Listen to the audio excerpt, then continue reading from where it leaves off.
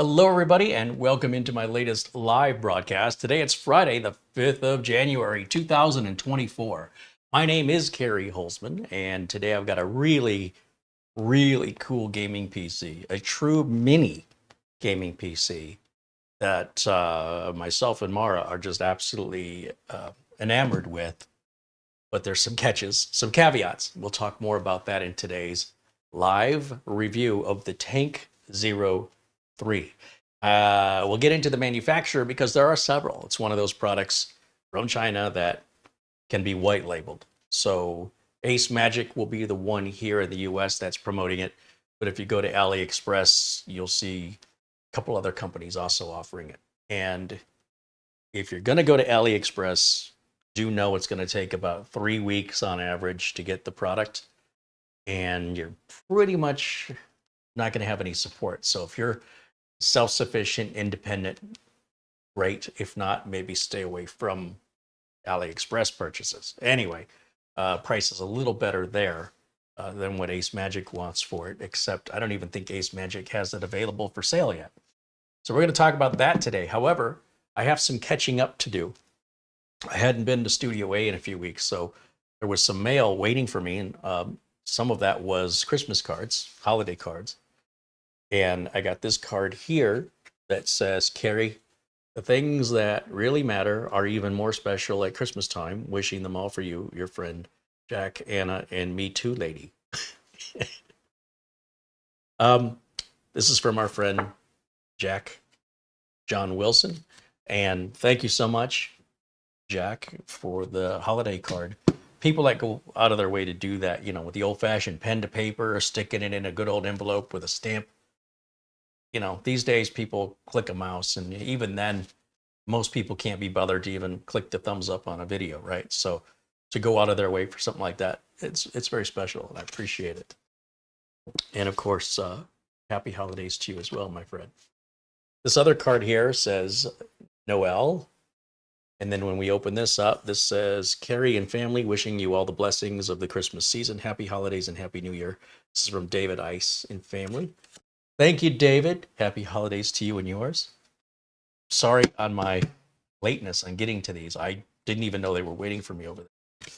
This card here is our last Christmas card.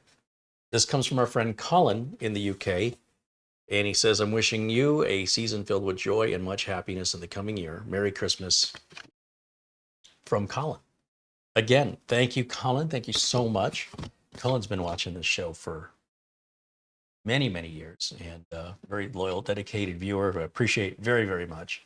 And our good friend Buster, Peter Laycock, sent me a calendar of Edinburgh. So I guess I get to travel vicariously. And Buster mentioned he's thinking about coming out here to Phoenix and wants to know if I'll be able to have some time. Like, heck yeah, give him a tour. And I expect the same when I go to Edinburgh. I expect a tour. So this calendar is pretty neat in that it's black and white, which, you know, gives it a little sense of old-fashioned class. And will I stand? Where do I need to stand? Well, I have no plans to go to Scotland yet. I definitely want to go. This can keep reminding me of what I have to look forward to as the year marches on. Look at that. Now, these are not pictures Peter took. This just looks like a professional calendar, best I can tell. There was no message with it. So I just have to assume it's just a regular calendar that was purchased there. And, you know, we had our good friend that was making the calendars and such that passed away. And of course, he's sorely missed. But this calendar, very unique and, again, very thoughtful. I seemingly never know what day of the week it is. I have to look at the calendar over here, my digital one, to figure out what today is. So maybe this will keep me on track. So thank you, Buster, and thank you, David, and Jack, and Colin. Very thoughtful. Appreciate you guys very much. Also, want to say thanks to everybody who has contributed waiting for the show to start here in the Super Chats. Let me give a shout out to these generous folks here. We've got a couple new members. First of all, Gregory Haffen has become a member after watching for 10 years. He's become a member. Woohoo! Thank you, Gregory. And he's going to be building a computer or two, so we'll look forward to seeing how he progresses with those. Terry, also a new member here. Welcome in, Terry. And of course, welcome into the membership, Gregory. Happy to have you both here. Garfield Rupe contributes $2 in Super Chat. Says, thank you, Uncle Carey, for all you do. Thank you, Garfield. There's our friend Buster.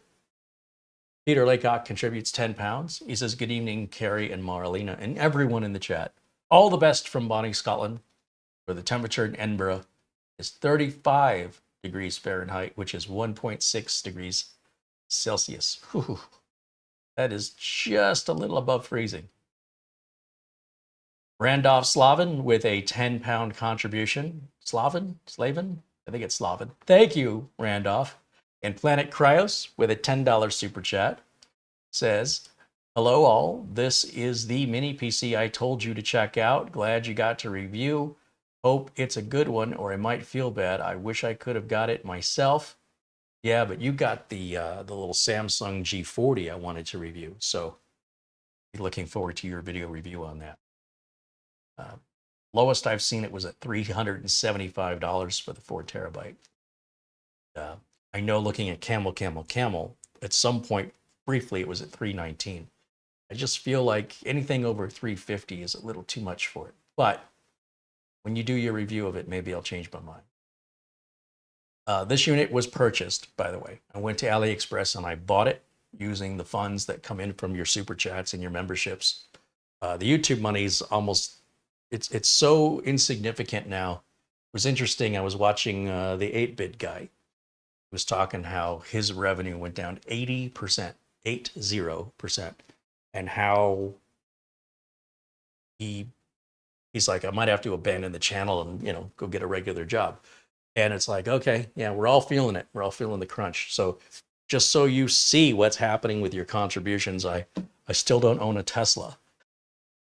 I got my eyes on the Cybertruck, but not for $120,000. So yeah, right now they released the Cybertruck and it's only, first of all, there's a waiting line of, I don't know how many people are on the list now, but it'll be like 9 years before they get through the list. Although I'm sure a lot of those people will drop off. But the version they just came out with is what they call the Foundation, sort of like the Founders Edition, right? And that's an extra $20,000. And the truck is the $100,000 version of the truck, plus the $20,000 Foundation version. And that's what they're selling this first year. And then next year they'll offer, I think, the mid-tier, and then sometime in 2025, then the cheaper version of the truck will be available. I don't know, I really like the looks of that truck, but I don't have any place for it. I really can't use it. It's really unnecessary. Tesla does have a, supposed to be a $25,000 electric car coming out this year or next year. They've been calling it the Model 2, but Elon says it's not going to be called the Model 2. There's no Model 2. That's the dumbest name ever, but also hasn't alluded to what the name is going to be. Now, he's mentioned this before. He's very optimistic and very aggressive with his timeline, wishful thinking. So we'll see if that actually happens. If it's under 30 grand, I think I'd be a fool not to buy one. In the meantime, you can rest assured that all your contributions go right back into the channel so we can do reviews just like this one. I'll take you over to the website here. I'll explain to you what I purchased and why here. Ben Laird joining us from Scotland contributes £2. Thank you, Ben. Says hello from Scotland. Rick Lakes joining us from Minnesota with a $5 super chat. Right on. Thank you, Rick. He says hello, Carey. Hi, Rick. Ron Makura with a £2 contribution. And Nick Caffrey with a €10 contribution. Nick says, member for 1 week. So glad I get to be a part of the great community. Hey, that's awesome. Happy 1 week anniversary. All right, so let me show you this website or our AliExpress, this particular page, the link for which is in the video notes as usual, below the video. And this is the Tank 03 from a company called Chatreey, I guess. And they sell it with a couple of different versions. There's a 12700H Intel with a 3070 mobile graphics NVIDIA card. And then they have the i9 12900H with the built-in NVIDIA GeForce RTX 3080 with 16 gigs of RAM. Again, these are the mobile versions of the chips. So look, I'm not going to order something all the way from China to save $150. I'm going to spend the extra 150. It'd be all in. So I went ahead and got the 12900H with the 3080.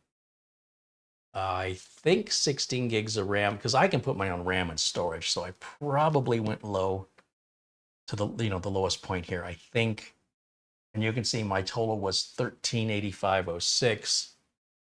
It took about 3 weeks to arrive, and I have ordered from Chatreey. I've had a couple of Chatreey based computers, and they've been fine. But again, I don't know what we would do for support, and warranty would probably be difficult. So this is a little bit of a risk in that sense. Now, AceMagic offers the same thing. Again, it's still called the Tank 03.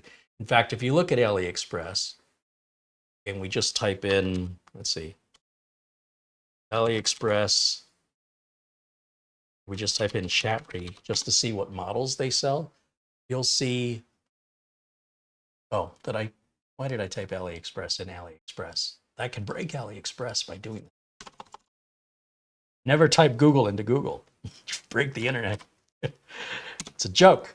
Okay, let's go back and see the Chatreey machines. And you'll see a lot of them are similar to AceMagician, AceMagic, Camrui. And so we have this one, which I have yet to review. That was the original minigaming PC that I purchased with like a 2080, I think that has. Still haven't reviewed it. It's still sitting on the to be reviewed shelf. And then if you look through, some of the model numbers match. Like AM02 is an AceMagic model. The T9, I believe, is an AceMagic model. They have like a TK11, TK12. And then I also went ahead and ordered one of these. This just, I find intriguing. It doesn't look like it's anything special under the hood. A 7840HS. But the exterior, the aesthetics of it, just wow me. So I can't wait to see what one of these looks like in person. And hopefully, within about a week and a half, I hope I'll have that. Maybe 2 weeks. Kind of depends on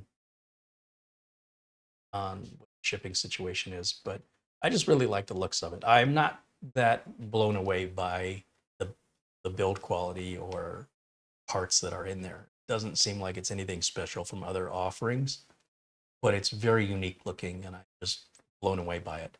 And they do have this in a white version as well. So that'll be coming up, and that'll be another one from Chatreey, because I've had some very good luck with Chatreey. No bad luck, I should say. And the prices are better than AceMagic. So the other company that makes this would be AOO Star. I don't know how to pronounce them. We had their little mini PC that had the 2 drives that built in, like a built-in NAS. AOO Star. So this is another one, this little cyberpunk machine, where there are like 3 or 4 different brand names being stuck to it. And I think the one we ordered is from a company called SZBox. So if I type in SZBox up here, let's do a search. And if we scroll through, I'm sure that cyberpunk PC is somewhere in here. So it is a little risky ordering from AliExpress. Once again, you can send things back if you don't like them within a certain period. They do take returns, but I don't send anything back. Like, it is what it is, and I'll deal with it. So I never want to put too much money into something.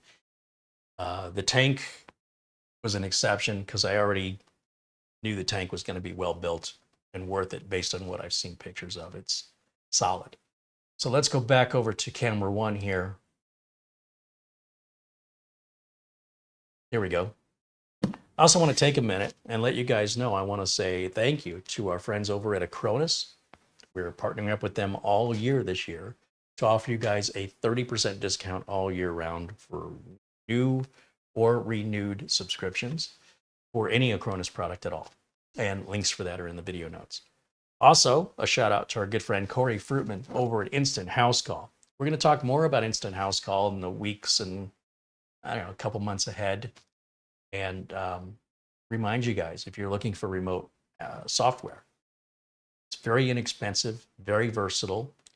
Corey's a great person to work with. You're not working with some big mega corporation that's going to send you boilerplate responses. And we have requests for improvement to the product or features added to the product. It goes right to the manufacturer, right to Corey, where he can evaluate and potentially implement those changes. And if you have any issues, you know, Corey wants to know about them so he can improve his product. So we'll talk a bit about that in the weeks ahead, days and weeks ahead. And again, if you want to check it out ahead of time, Acronis and Instant House Call all have free trials. Instant House Call, I think, is a 15-day free trial. Acronis is a 30-day free trial. And then if you like them, do we have a discount for Instant House Call? I got to look. We do? What's the discount? So 15% off. We have a coupon code. We have a special link. So you have to, oh, you send a message to Corey. There you go. Smaller company, so he doesn't have the infrastructure of, you know, web developers and whatnot. So do read the video notes for the details, but you can save 15% on Instant House Call. You can save 30% on Acronis. We're going to try and keep these deals, well, with Acronis all year round. I'm working with Instant House Call to see if we can keep that deal all year round as well. All right. So with the business out of the way, let's get to the review. So as you can see, pretty large box. It's pretty heavy too. We open it up. This is what we see. No excessive packaging. Now I did take this out of the box, update it, and run it through some tests because I wanted to make sure, you know, when I did my live videos, smoke wasn't going to pour out of it. Getting this out of the box can be a little bit of a challenge. So I think what I'll do is I'll just flip the box upside down, let gravity do the work. And then inside, basically, we have still quite heavy. Obviously, there's going to be a big power supply in there. Something like this is going to be pretty power hungry compared to other mini PCs due to the graphics card. So inside of here, we've got this big foam piece here, which I much prefer to that corrugated board we've seen, you know, like with liquid coolers and whatnot. And then down at the bottom, pull this piece out, and this is another little box of parts here.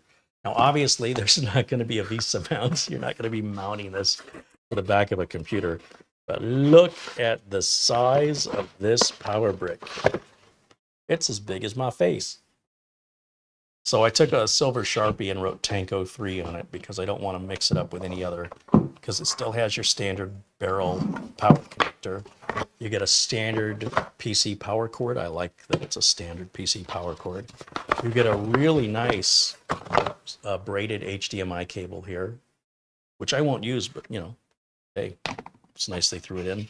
And finally, we have some documentation. All right, now you can see what I paid for this, right? Let me show you the website. It's about, I think it was right around $1,400 when it was all said and done. And if you compare that to a gaming PC for $1,400, like a traditional mid-tower gaming PC, I'll let you decide if you think it's a value or not, because there is some benefit to its compactness. Also some benefit to its unique aesthetic, which I much prefer to just adding RGB lights to a case, right? You take a computer case and you put RGB lights on it. It's just a computer case with RGB lights. This is a fully customized computer case here. Unlike anything I've ever seen before, likely unlike anything you've ever seen before. We bring it up to the camera, give you a nice big close up here. Now this dial gives us 3 modes, and this tank will light up in blue, green, I think, or red. So you're gonna have normal mode, efficient mode, low power efficient mode, and then performance mode. Performance mode obviously is gonna turn it red. I think blue is normal and green is efficient. It's beast mode. We call it beast mode, Beast not mode. performance mode. Now, if you look around the sides here, it says Tank 03, come around the back. We got this big vent. We've got a lot of USB, a couple HDMIs, a couple Ethernet ports, a display port, and a Kensington lock. And as it says Tank 03 on that side, it says Tank 03 on this side. And if you look, if you've got a sharp eye, you will see these little latches here. If I lift this latch up or down, which way does it go? It goes up, and then the whole piece slides over, right? It's like that, slides and then pulls off. There's access to your NVMe drive and your Wi-Fi adapter right there. How easy is that to get to? And then you just put this back on, line it up, push it back, and slide that connector back down. Opposite side, same thing. Go here, slide it over. And when we take this end off, what do you think's behind here? We have a fan connected there, and there's access to the RAM. Be careful not to yank that power cable too hard. Be careful when you take this end off, because it is tethered and it's a short tether. And then when we slide that back on, slide the switch back down, it locks it in place. That's it. What else do you need to open it up for? It's all there. I appreciate that. This thing weighs a good 3 or 4 pounds. Okay, so let's get this thing plugged in and turned on. We'll see what it does. So first, plug this in here. So there's our power adapter. We're going to need an HDMI cable. Plug it into any HDMI port. Plug your Ethernet in, although I could use the Wi-Fi. I'm going to just use my Ethernet. Then I need a power cable to plug into the power brick. And then finally, we're going to need a keyboard and a mouse, so I will grab that next. Move this box out of the way. Bring old faithful here. Turn that on, turn that on. There's our Wi-Fi dongle. We can plug it in the front or the back.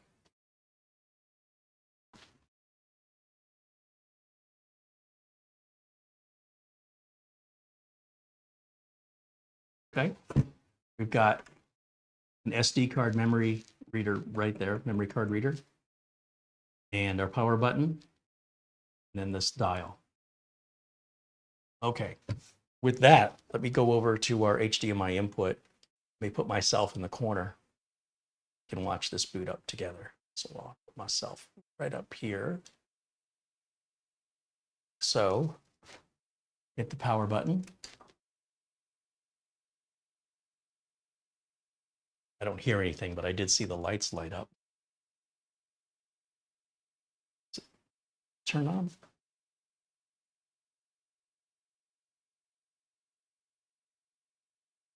Yeah, there's no fan spinning, so I'm like, what the heck? Why don't I hear anything?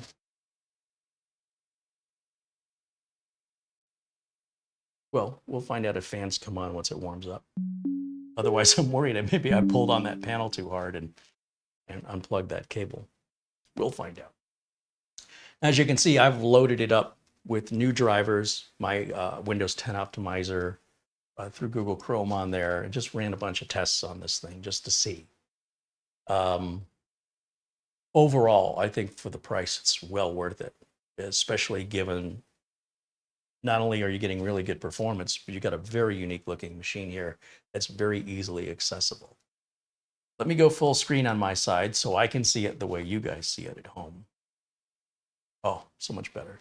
Yeah, I put the Microsoft PC Manager on there, VLC, just did my normal cleanup on it so it'd be ready for us to play with today. If I go down here to the Start menu, right click and go to System, see the specifications of what I've ordered here. This is a 12th Gen 12900H i9 processor from Intel. 16 gigabytes of RAM. And is that DDR4 or DDR5? I'll tell you here in a minute. We've got Windows 11 Pro 22H2, so I haven't gotten a 23H2 update yet. Let's go back over here, and let's go to Windows Update and just check that. Start settings, see if it offers me 23H2 yet. Install all for whatever this was sitting in the background.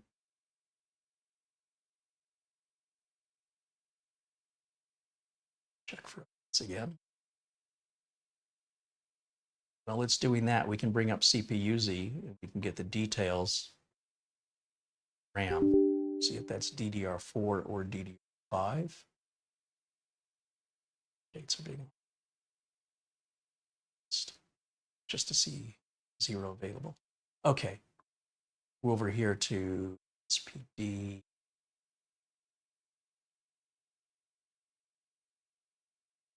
Looks like a 5 from where I'm standing. Let me walk up closer. My eyes aren't getting any younger. Yeah, that's DDR5 Samsung branded RAM. Of course, my plan will be to replace the NVMe drive with something bigger and faster, and to replace the RAM with twice or 4 times as much. I'm not really too concerned about the speed.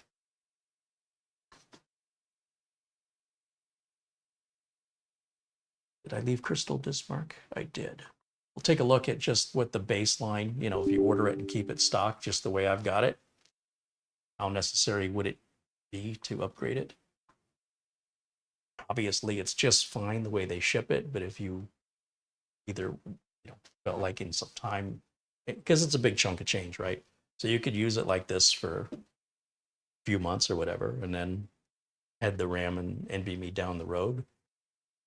Or do it right away if you've got the money right away. But the beautiful thing is it's ready to rock and roll as it arrives, just as it is, with your ability to upgrade it very easily with these removable panels as I've demonstrated.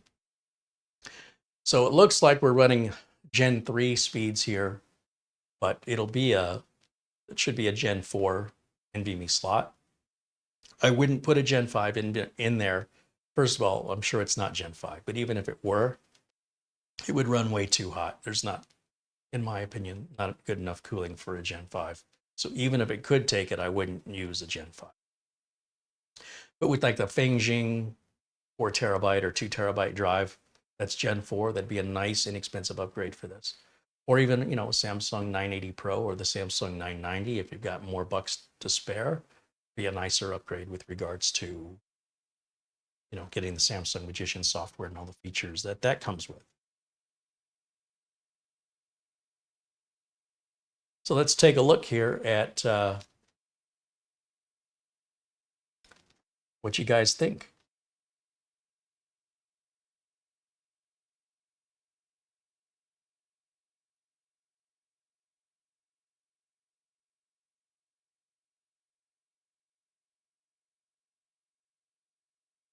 See a bunch of people jumping in saying hello. $9.99 as a super chat from PSC Computers Missouri. Thank you, PSC Computers Missouri. Joshua says it's a tiny Next computer. Yeah, remember Next? Paul Garrett says, good Saturday morning from Australia, my friends. Hey, thank you, Paul. Good day. Good day. Steve McCure says it's a Borg cube. Resistance is futile. JRK Soldier said this is just a laptop in a mini case, nothing special. Wow. Wow. Talk about seeing the glass half empty. So no, it's nothing at all like a laptop in the sense that we don't have a screen, we don't have a keyboard, we don't have a mouse or a trackpad, We don't have a battery. Anytime you're looking at anything portable, right? So if you're looking at a tablet or a mini PC, they're going to be using, and I know this might be a shocker, so, you know, make sure you're sitting down, mobile parts. So what else uses mobile parts? Laptops. So to suggest that because something, it's like looking at a helicopter and, well, that's just a Chevy engine mounted vertically or whatever. I mean, it's just silliness. So clearly, there are laptops that will use very similar mobile parts. However, you will be paying for a screen, right? A monitor, speakers, keyboard, trackpad, battery. This doesn't have any of that. Very different. But to each their own. Some people, when they hear opportunity knocking, they complain about the noise. All right.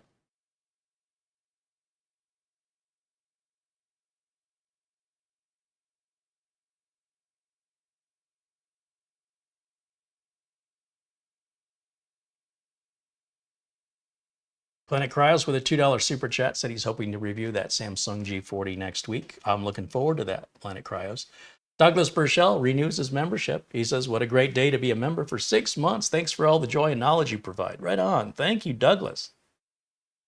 Nick Poverman said, I got burned by AliExpress. I will never buy from them again. I'd rather get it from Ace Magic. Yeah, well, you know, I might feel the same way if that happened to me. So far, so good. I do recommend caution when ordering from AliExpress, but it's not like wish.com or temu.com. I would never order anything from them ever, nor do I recommend you. It's, you know, you can just take whatever arrives and put it straight in your trash can. Peter Lecoq says that though pictures on the calendar are so old that he wasn't even born yet when those photos were taken. See, I don't know the history of the photos, but he said Edinburgh hasn't changed much. So that's really cool. Andy Woodrich says hello from the Netherlands. Hey, welcome in, Andy. Les Stevenson says hello. There's George Frugia saying hello. And Jim KJ3N, not a fan of the Cybertruck. Anything, let me tell you what's good about that. Anything that is super attractive or super ugly draws attention. So if you don't want attention, good or bad, you don't want something so unique. Like when I got my Mini Cooper, when I first got it, there weren't very many on the road and it attracted a lot of attention. And I'm not somebody who likes attention. I like to blend into the crowd and not be noticed. So that made me very uncomfortable. It's also very easy if you were, say there's an issue on the road with another driver, they're probably driving a generic car, right? Whereas you're in something distinctive. So if days or weeks later, some random car starts coming at you for no apparent reason, it could be that person you had a conflict with days or weeks later that remembers your car, but you don't remember their car because it's, you know, an F-150 or something everybody else drives. So that's the downside. The upside is if you wanted to advertise a business, let's say I wanted to advertise my YouTube channel, people are looking at that Cybertruck because it's so unusual, ugly or not, it catches people's eye. That's one of the first things you want for advertising. So it'd be a great little mobile advertisement for the channel or for my business if I wanted to go that route. However, I can't afford it anyway. So I don't think it's ugly at all. I think it reminds me of, well, keep in mind, I was a teenager in the 1980s. So a lot of my life is influenced from that decade. And it reminds me of something from the 1980s. It's distinctive and it's sort of the way we saw the future back then. And yeah, I mean, to each his own, right? Beauty's in the eye of the beholder. I'll be very curious how many people that reserved it are going to end up canceling it. Because obviously it was supposed to be a $39,000 truck, which is now starting at $60,000. And, you know, this is what happens, right? Elon predicts what it's going to cost. He's always very optimistic and very aggressive with release dates and pricing. And then there's the reality. And he tries to get it as close to the release date, as close to the pricing as he can get it. And for right now, it's just for the wealthy people, but eventually they will have the basic edition.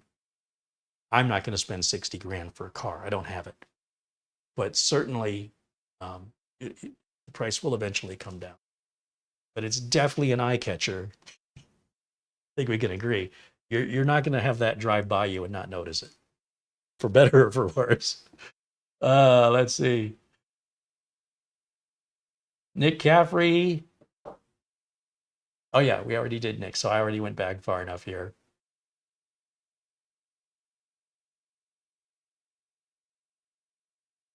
ESC Computer says, Carey, have a great weekend, brother. Hey, thank you. You too, my friend.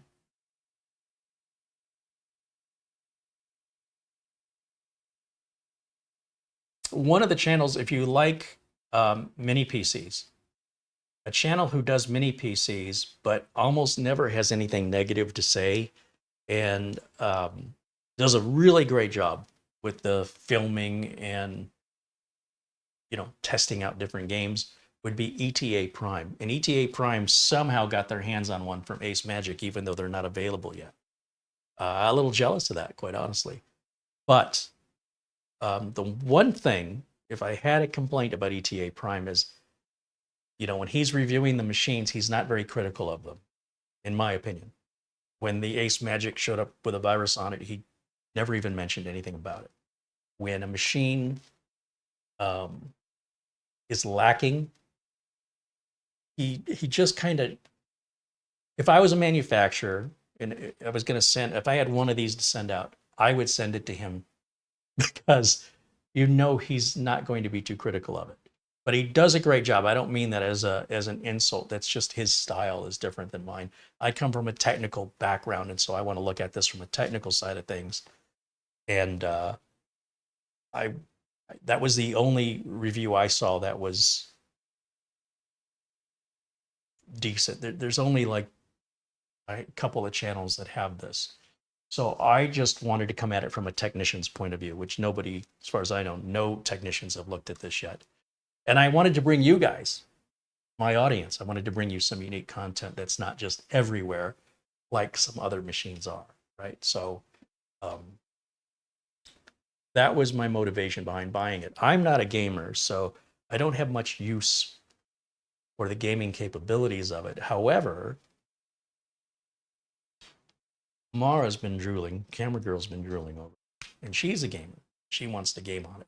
So I told her she had to wait until the review's over, and then she can throw on her games. But we might go ahead and upgrade the RAM and storage first. I don't know how much storage is going to be able to load her games on, because I think we have a gig here. What's the size? Yeah, we have a gig of storage. And then with regard to those Ethernet ports, let's go to the device manager. Let's see if those are 1 gig or 2.5. They're both Realtek Gaming 2.5 gig Ethernet ports. Now I've got my USB utilities where I have my PC testing software. And we can load a few things to benchmark this to see how it does. So we've got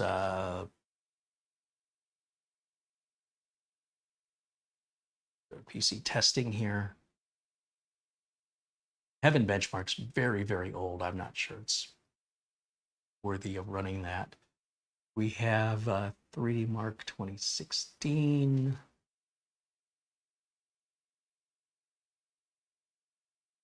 Well, Cinebench R23, let's drag that out.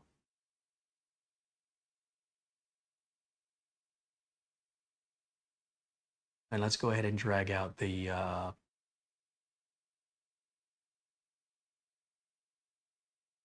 Mark.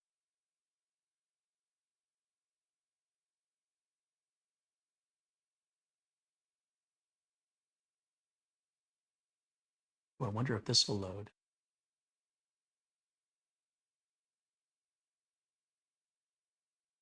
These were some NVIDIA demos that I had downloaded, which are pretty interesting. Not necessarily benchmarks so much as look what I can do kind of thing. So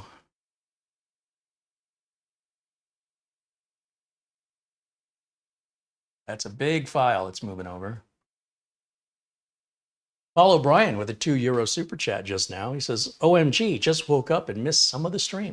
Hey, DVR mode is on, so you can rewind and go back to the beginning, but glad you've joined us, my friend. All right, let's take a look here at, here we go, starting to unpack off. I'm installing that from the USB drive. So it's a little bit slower than if we copied it over first. Why'd I do it that way? I have no idea, I just did. It's live. I do what I do.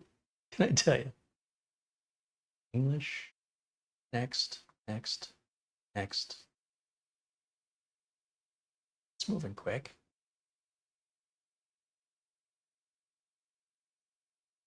I'm still not hearing any fans.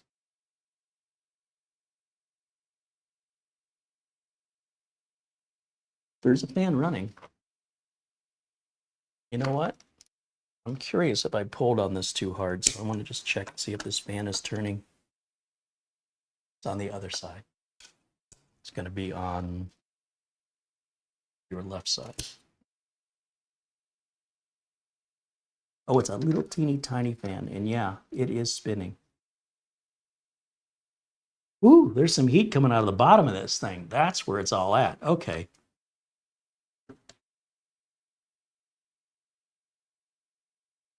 Correctly.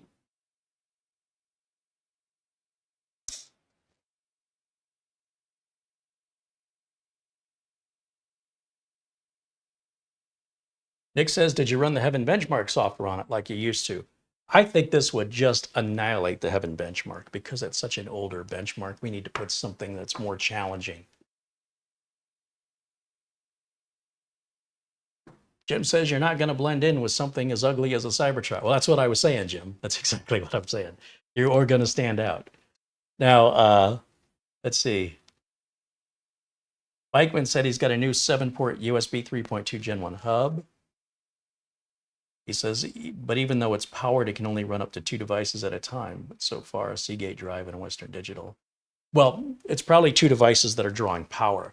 So if you're plugging in like a keyboard and mouse dongle, if you're plugging in a flash drive, those things don't require much power. But yeah, if you're going to plug in an external mechanical drive or even a solid state drive, it's going to be drawing voltage from the USB port. Now, as you're well aware, if you were to plug in a whole bunch of Christmas lights into one power outlet, you'll blow a fuse. In a case of like a computer, it just simply won't deliver you that much power because otherwise it would melt the USB wires, which are very, very small. They're very thin. As a result, there's a limited amount of amperage it can deliver. So therefore, there's a limited amount of voltage it can give out at the same time to numerous devices at that power level. So bear that in mind. Just because you have 7 ports and only 2 work doesn't mean the other 5 don't work. It doesn't mean you can only plug in 2 devices at the same time.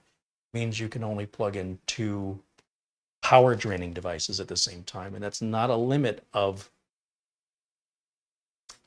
well, I suppose it is kind of a limit of the hub, because if it's a powered hub, one would think you could use all 7 and it would deliver power to all 7. However, I've never tried that before, but I suspect maybe you bought an inexpensive one and that there may have been more expensive options, and that may be the price difference. I'm just guessing. I'm hearing the fan now, so we finally are actually making this thing work hard enough to it, because the fan has become noticeable. Not loud, but it's clearly on. I was expecting this at idle, so I got no complaints as far as that goes. Nick Poverman said, I love my Mini Cooper Clubman. It's a second car not used in the snow or ice. Hey, I love my Mini Cooper too. I hated the dealership I had to take it to, and I only had one. That dealer, you know, there was no competitor for them. Did not like the way I was treated. I didn't like the service. I didn't like the prices. And I did keep the car for 8 years, but I got rid of the car because of the dealership, not because of the car. It's the only time I've ever done that. Usually I get rid of the car because I don't like the car, or the car is starting to become unreliable after a certain age. That car was running perfectly when I got rid of it, and I was just tired of taking it to the dealer, and I didn't want to take it to just anybody to work on it. I wanted it to go to factory trained mechanics who know how to work on that car because everything's very super tightly put in there. Very unusual. All right, let's hit launch here and see if this works. The code execution cannot proceed because audio was not found. Okay. Had problems with these before. Video demos sometimes require some prerequisites, and I can't remember what they are. Like it needed framework, or it needed some DirectX update or something to.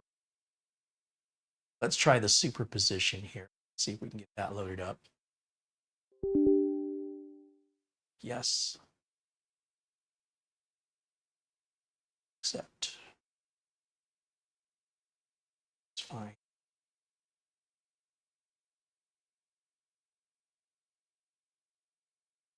All right, let's see what else you're saying here. David Moore said, I love this computer, but 1500 is too much for me. They do have it a bit cheaper.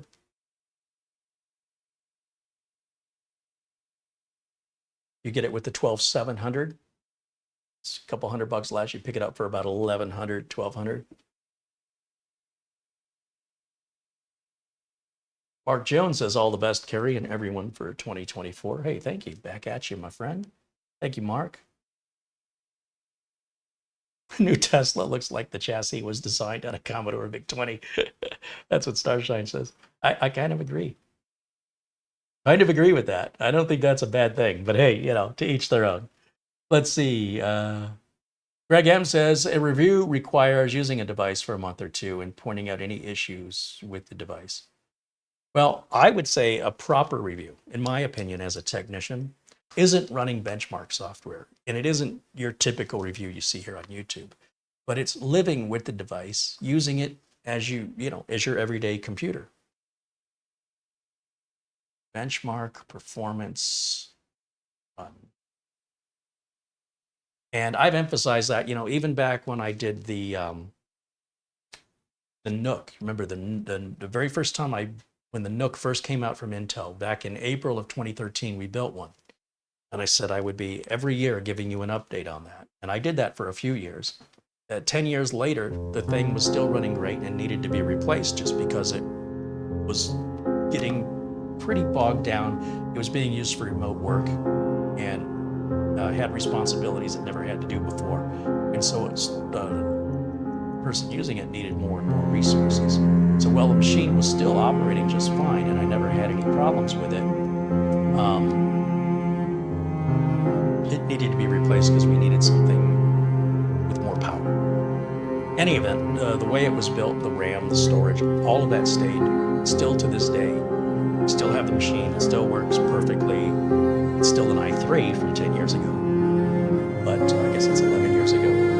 And it's still got the same components. Nothing's been swapped out. Nothing's been repaired. It's just a good little computer. And I think at the end of the day, the problem with reviews that do that is by the time you can say for certain, hey, this thing's been great, for 11 years, it's no longer relevant. Even if you say, hey, it's been great for the last year, it may no longer be so.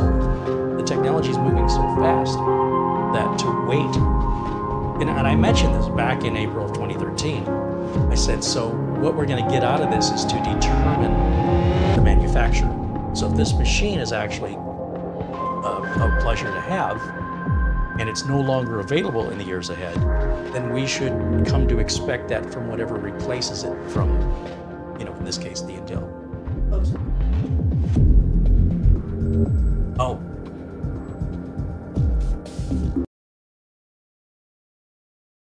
Does that fix the audio? Sorry, guys, I didn't realize there was audio in the demo. My bad. But what I was saying was, if the product review goes on too long, by the time you can conclude yay or nay, the product may no longer be available, or it may already be improved upon with a different revision or even a completely different model. So at that point, what we're doing is we're evaluating the manufacturer. We're saying, okay, well, this Intel NUC was really good, so therefore the next Intel NUC I would expect, because of my previous experience, the same.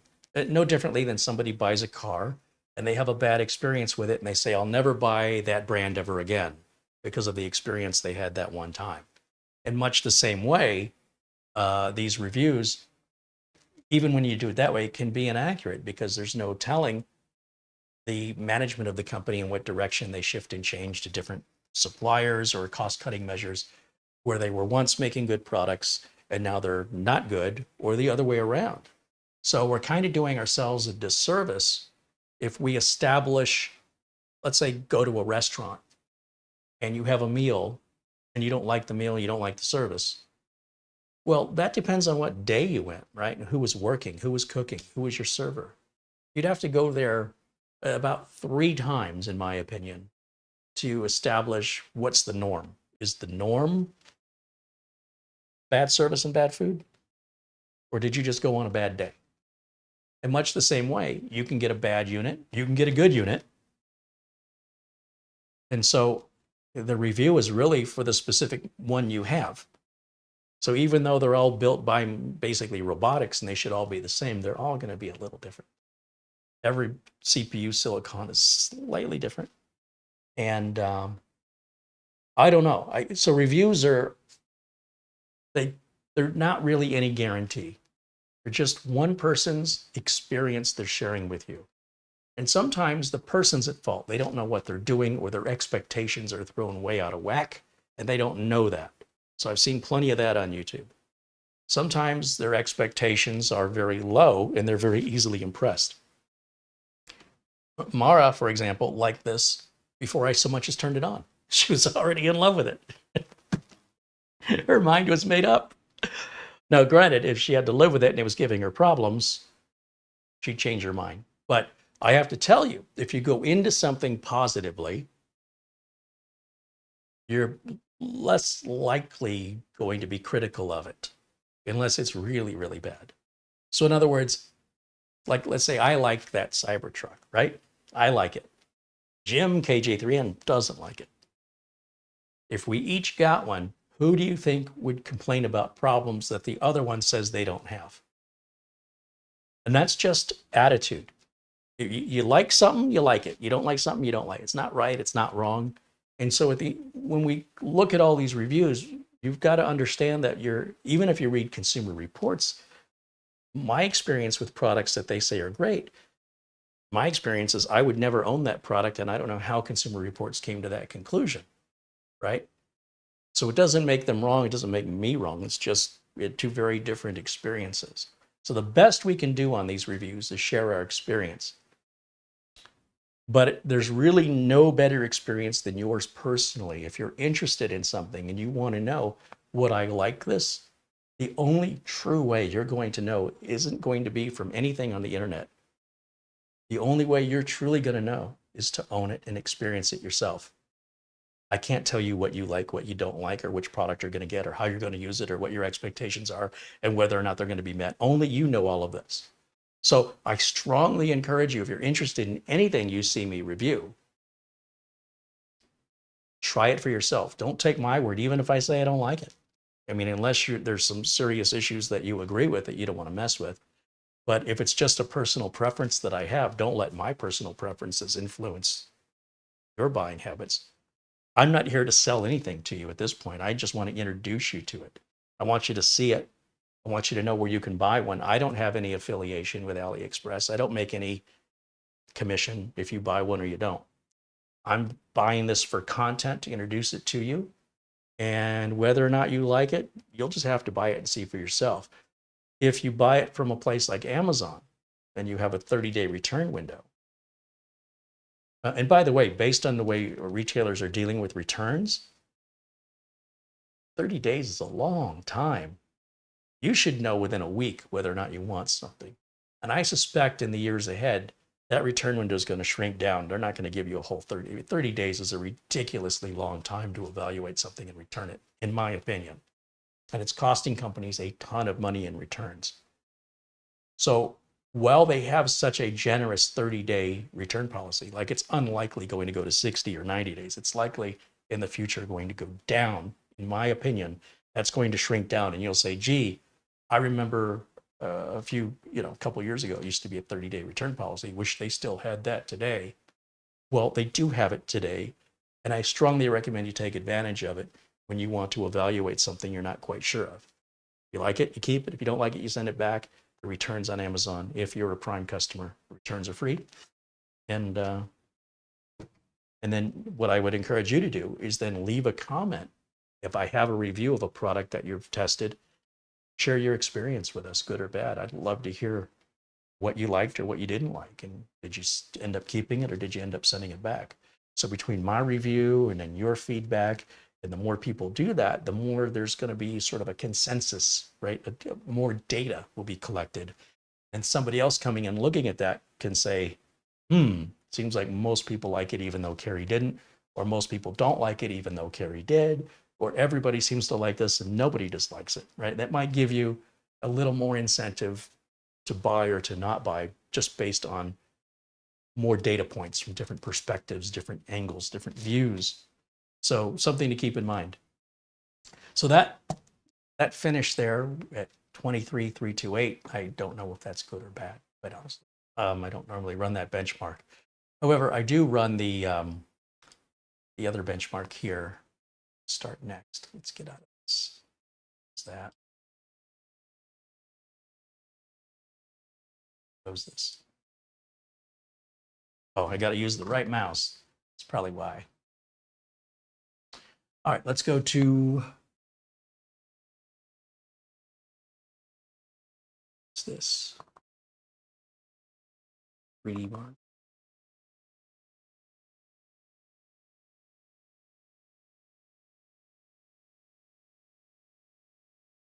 And every time I move the camera, it's like a window wants to open there. Block your view. The fan is completely silent again. So it just kind of cranked up a bit while it was running that benchmark, and it wasn't very loud at all.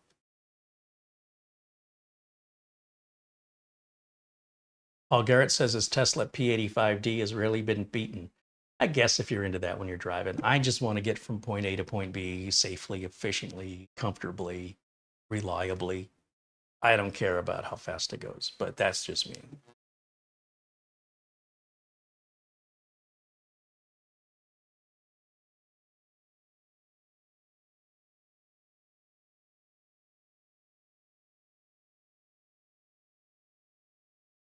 Douglas Burchell said, per my 6-month membership, I have had my his AWOW mini PC now for 6 months, and it's been running great the whole time. Yeah, that's why I say these updates with ownership, living with it, certainly give us an indication of, if there's any buyer's remorse. Somebody might be super happy and excited like I was upon receiving this. And then, of course, it's even more devastating and depressing when it doesn't live up to your expectations. So far, this thing is exceeding my expectations.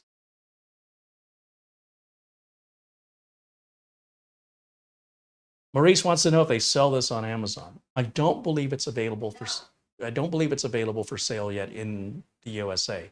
Like AceMagic has it on their website, but says it's not yet available. The only place I'm aware of that you can buy this right now today is AliExpress. It will eventually be on Amazon, but it might be a few months. Might even not be till the summertime. It kind of depends on how they ramp up manufacturing and distribution, or it could be next week. I don't know what's going on. So yeah, it's not on Amazon.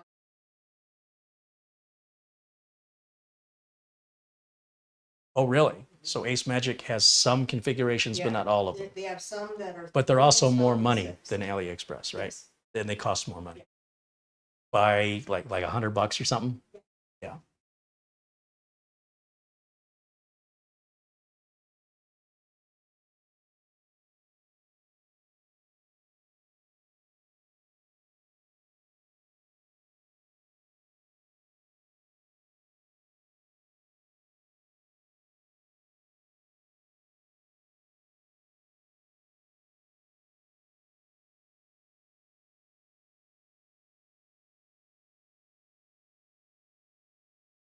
Greg M said he wouldn't spend $1,800 on an AliExpress. I didn't spend $1,800. I never said I spent that. what I spent 14 and some change, right? It's like 1436, I think is what I spent. Less than that. It's about $1,400, which to me is a big step away from 1,800. But hey, you know, it's not for everybody. And I wouldn't suggest that it was. I'm just here to introduce the product. I'm not trying to sell it to you. If you like it, you like it. If you don't like it, you don't like it. Either way, it's fine and acceptable and expected. Some of you are going to love it. Some of you are going to hate it. Some of you are going to think that's exactly what you need. And some of you are like, that's the last thing I need. So, you know, that's the beauty of being an individual and having our freedoms and our personalities and our values.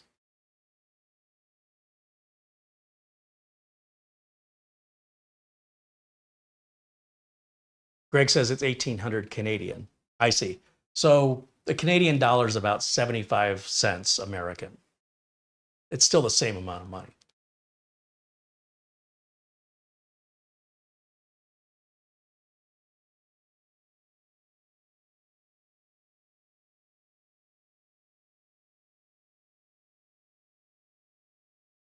Starshine says, are you going to try and game on it? Me personally, no. But Mara, absolutely. So World of Warcraft, which is nothing graphically. Star Wars The Old Republic. Are there any more modern games you play? Rift and Terra? Those are still pretty old. They're not that old? It'll give her something to do.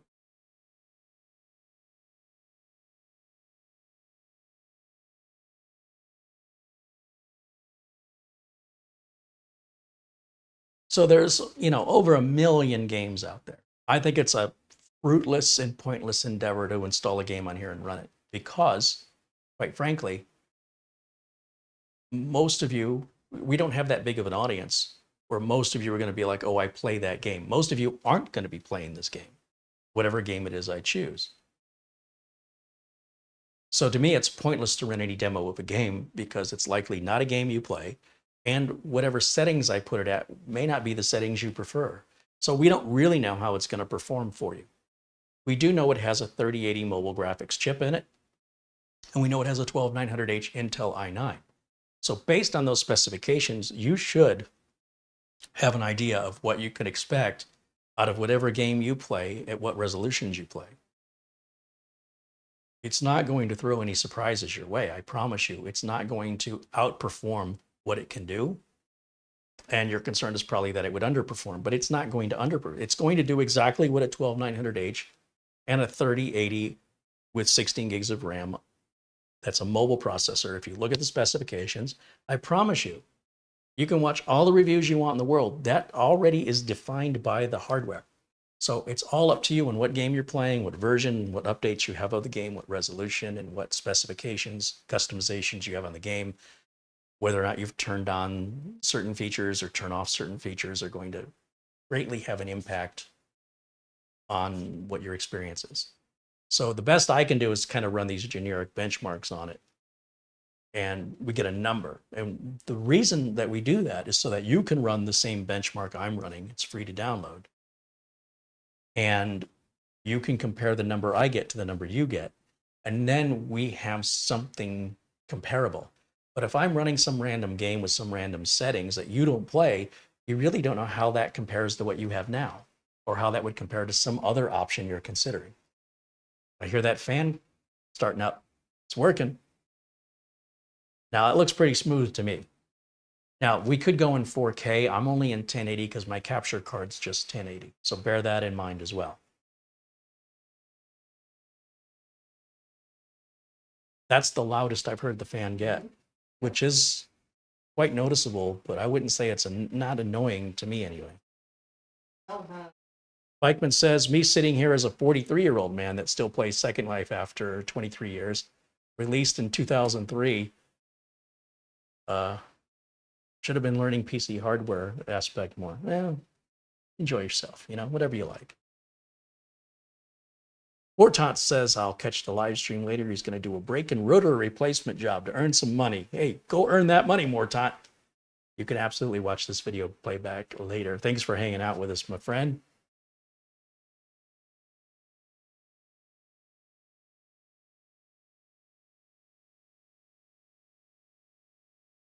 So we'll just kind of watch this benchmark, and I'm going to look through the chat room here. At some point, you might need to file or Oh yeah, well, we can certainly do that. I mean, we've got the little window running in the corner. So if I turn the lights out right now, people should be able to catch that. Yeah, the RGB is not over the top. And I do have it in performance mode, right? Is it red? Is it red? Yeah. Yeah, so I'm in Beast performance mode. Beast mode. So by the way, that's also going to affect your, say you're gaming and you're like, oh, this thing sucks. I don't know what Carey was talking about because you weren't paying attention and you left it in efficient mode. So you could come to a completely false conclusion because you didn't configure it correctly, as could any reviewer, by the way, right? So just bear all that in mind. There could be things like driver updates and BIOS settings that can affect the playability of very specific games and very specific versions of those games with very specific settings within those games. It's a lot of variables. They just compile one on another. So there's nothing perfect. Nobody's reading your mind. Nobody knows what your expectations are. You're going to have to evaluate and judge it on your own. And until you have it in front of you and until you do that, I don't believe there's going to be any review you're ever going to read or see on YouTube that will be the equivalent of you having experience with it. So that's my opinion on reviews. It's like movie reviews. I used to watch Siskel and Ebert at the movies. Very rarely did I ever agree with those guys. I tended to like Roger more. I just thought he was friendlier, but I tended to agree with Gene more. So what are you going to do? And quite often I didn't agree with either one of them. They'd like these Academy Award movies, and they always liked foreign films.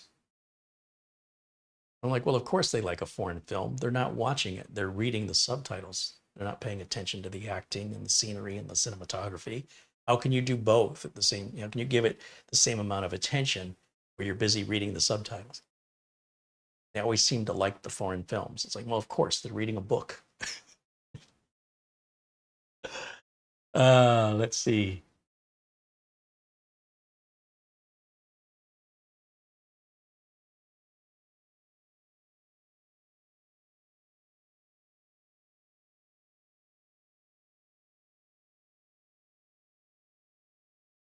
What's that?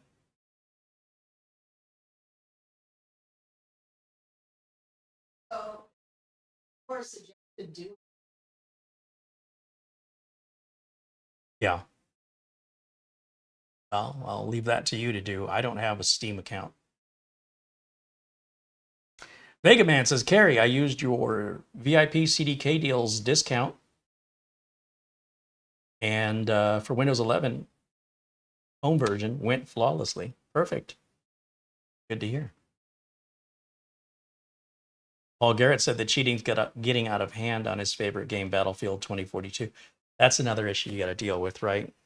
But that has nothing to do with your computer. Jim KJ3N said he's got a poll on his channel looking for some feedback and provides a link. Do check out Jim KJ3N's YouTube channel. He's got some very interesting and very real content, which I appreciate. There's our score. 11,598 is our total there. And again, I can't really tell you how this compares other than to say, like, some of the mini gaming PCs that don't have GPUs will be like in the 3,000 range. So this is, 4 times better than that. And that's just on this TimeSpy benchmark, which I wasn't able to install the updates on. So it's hard to say how accurate that is. However, it's some bit of information. Now, for me personally,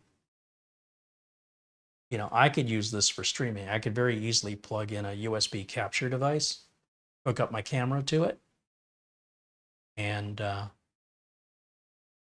I could run pretty much the same content, only I would only have one video input. Now, if I got an HDMI switcher, then I could plug in multiple devices and manually switch them, like they did in the old days. And I'll have that go into one USB capture card. And then I would still be able to do everything I'm doing just using a little tiny box instead of this giant streamer over here. Well, not that it's giant. Speaking of which, the big build blowout that we did at the end of the year, I just got the rear case fan for it, and I got some fan extension cables because the rear case fan, I need that cable to run all the way to the bottom of the motherboard where the fan header is. So I'm going to run it, behind the motherboard. As a result, I haven't seen a fan that comes with a cable that long, so I got some extensions, and I'll put that up on the bench, finish that up, and then I'm thinking I'm going to completely redo this. Well, you guys can't see it. Camera. I'm thinking I'm going to completely redo this, like turn this around the other way so that this piece is down. And then I need to drop this shelf a little lower to get the red and black PC in there and turn the shelf around. See how the lip is up here? It's kind of blocking things. I was on the fence when I built it about, should it go this way or that way? But at the very bottom that you can't see, it's got baskets. And obviously the baskets, you're going to want, to have the tray sink in. So I thought, my OCD said have them all sink in. But having the lip up here is actually, it's kind of blocking the name of the Altair. And it does make getting the streaming computer out difficult because of the lip. So I have to basically take everything off, flip the trays upside down, at least the first two. I could leave the bottom one. The two middle ones are baskets, so those will be left alone. And then kind of drop it down one more notch, I think. And then I should be able to squeeze the red and black big build blowout that we did at the end of the year. Move my capture card into it, the OBS software, start streaming off of it and see how it does. I think it's going to run beautifully, but I'll put this one away off to the side. It'll be a backup. And if I get really disappointed in that day-to-day use of the red and black one with the AMD 7950X3D, then I'll switch back. Talk about long-term review. That's practical use, using it in the real world for a real job. See how it does. It should be nothing for that machine. It should take like 6%, 5% of the CPU. The rest of the resources will just sit there not being used. That's what I expect. But is that going to be the reality? Only one way to know for sure. The joke I've always liked is that a true nerd, defined, is someone who will argue in debate for 2 hours over the results of a test that would take 2 minutes to complete. Sometimes enough talk, if you really are sincere about your interest in something, the only way you're going to be sure if you're interested or not, right? If you're going to like it or not, is to get your hands on it, have your own experience with your expectations and your demands to see if they're met versus, waiting on mine. You might find mine interesting, but I don't know how much of that applies to your values. So something to keep in mind for any review or any article that you read. Hey, there's Alhaj Tepez joining us. Welcome in. Ray Cutt says hello. Mats Olof from Sweden says negative 19.5 degrees Celsius here in Sweden. Woo! Wow. Mark Gain says the Carey, the drivers for my Canon IP7250 printer won't install. Any ideas how I can force it to work? So a Canon IP7250. My first question is, are we running a printer from 1812? Or is this a new printer? Is there a reason why you're asking me and not Canon? I suspect it's because it's older. But let's just take a look. 7250. I don't want to type review into the search to get an idea of when this printer was released. I can tell by when the reviews were written. 2013. That printer is 11 years old. 11 years old. It's a Canon Pixma. Now, how long should hardware last? In general, I'd say about 8 years. Some laser printers last 20 years, but the problem is you run into drivers. So when the printers were made, it was likely built for Windows 7, I don't know. And the manufacturer doesn't want to pay employees, developers, top dollar to develop drivers for an old printer they sold you over a decade ago they want you to buy a new printer. It's the company will go out of business if they do that indefinitely. They need their employees working on current products and current support for current models. So the answer off the top of my head is you're wasting your time. If you were to call me as a customer and you said, I have a laptop, a printer, whatever, one of the first questions I want to know is, how old is it? Because at a certain point, it's not worth my time. And the longer it takes me to get it done, the more of my time it's going to take, the more it's going to cost you. And then the customer's going to say, well, geez, for that amount of money, I could just go buy a new one. Yeah, and so you should. In fact, it would probably cost you less than to pay somebody. So I'm just trying to look and see if, lock that, what drivers are available for it from Canon. So I'm just going to change my search from review to drivers. And let's see if it's supported on what operating system? Is it Windows 10 or Windows 11?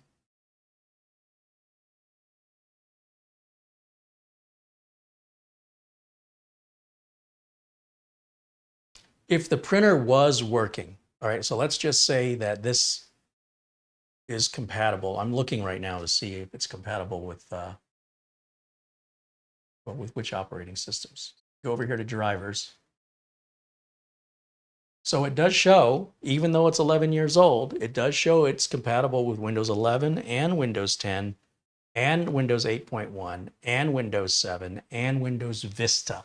That's how old this printer is. But hey, kudos to the manufacturer for providing drivers for a printer that old. If you're plugging it in, and it looks like the last driver was written 3 years ago, so you're, besides the age, if you're plugging the printer into the USB port and it's not, your computer's not recognizing anything, you have likely a bad USB cable, a bad USB port, or the USB connection within the printer is broken. And we're right back to it's going to cost more to fix if the last is the problem. I would try a different USB cable, a different USB port, and I would try it on a different computer. And if it's exactly the same with a different USB cable and a different computer, I would junk the printer. I would recycle it.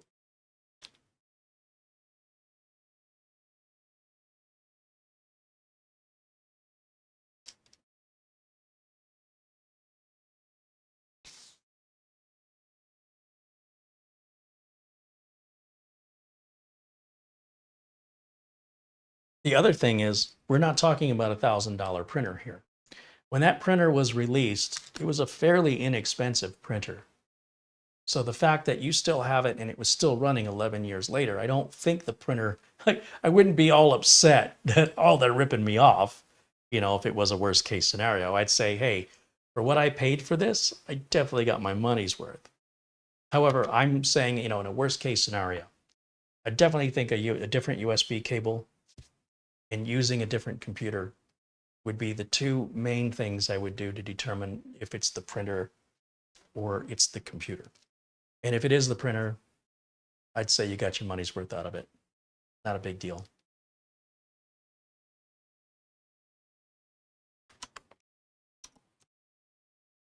I think those printers were 150 bucks when they were new. Today, you know, if you really like that model of printer, you could probably go on eBay and buy a refurbished or used one for probably under $100. But honestly, I would buy a new printer. If I tried a different USB cable and I tried plugging it into a completely different computer and I got the same results, then it's the printer. It's done. That's my perspective on it.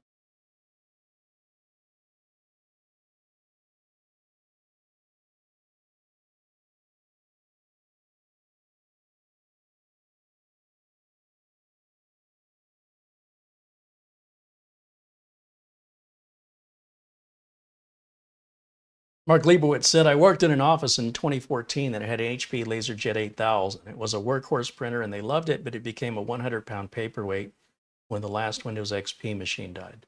Yeah, people hate that. Like when you have a piece of hardware that's working fine, but the manufacturer no longer provides drivers for it. In this case, there are drivers for it, which surprises me. So this is obviously a USB port problem, USB cable problem, or the printer, USB controller in the printer is gone. So let us know if you try those couple of tests out, what the results are. There's Utomo joining us in the chat, says, hope you had a good Christmas and New Year. Well, thank you. You as well, I hope. But yeah, Mark, let us know what the results of changing the USB cable and trying it into a different computer, if either of those works properly.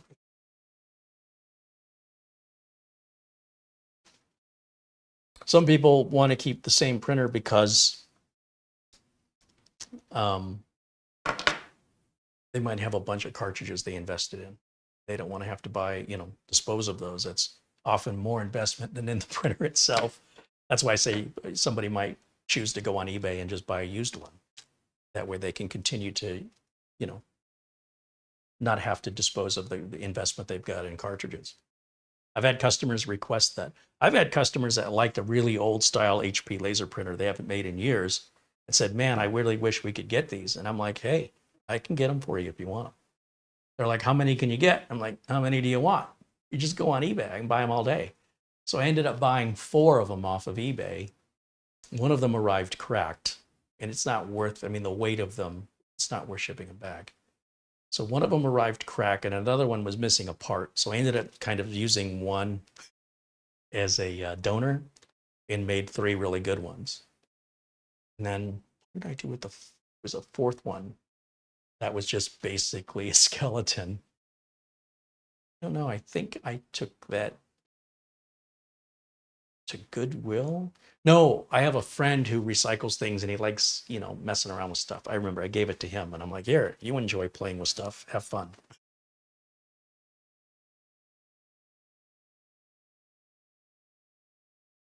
Jason Willis says he needs a new printer considering going laser. I don't do anything but laser printers personally. Inkjets are very much a consumer thing. All of my business clients all run laser printers. I only run laser printers. And they just last forever. You just pop a toner cartridge in it, you're off to the races. Very rarely do you have problems with them, regardless if it's Brother or Samsung. Well, Samsung doesn't make printers anymore. HP. I've got one now from a company called Pantom. The drivers are horrible. It's made very cheaply. I would never buy it again. So I would stick with a name brand like Epson, Canon, Brother, HP. And I don't think you can go wrong with any laser printer purchase personally. Much, much more reliable, faster printing. They're physically larger and heavier than an inkjet, but that's because they're little tanks, speaking of tanks. David Graham with a $5 super chat says, I buy cheap printers when the ink runs out. Cheaper to buy a new printer than to buy the ink. Again, if you bought a laser printer, you'd probably save money. People that buy these $50 or $80 inkjets think they're saving money. And even regardless if you replace the printer or replace the ink, the second or third time you do that, you've already exceeded the cost of a laser printer. So unless you need color. If you need color, well, you're going to pay for color. I don't know what else to tell you. I run a business. I need to print invoices. They need to be black and white, right? They need to be easy to read. I don't want to worry about running out of one color.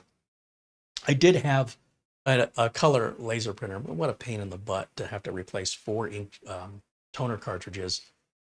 They never run out at the same time, right? So I always had to have extras on hand, and sometimes they were hard to get. Certain colors were harder to find than others for this particular model of printer.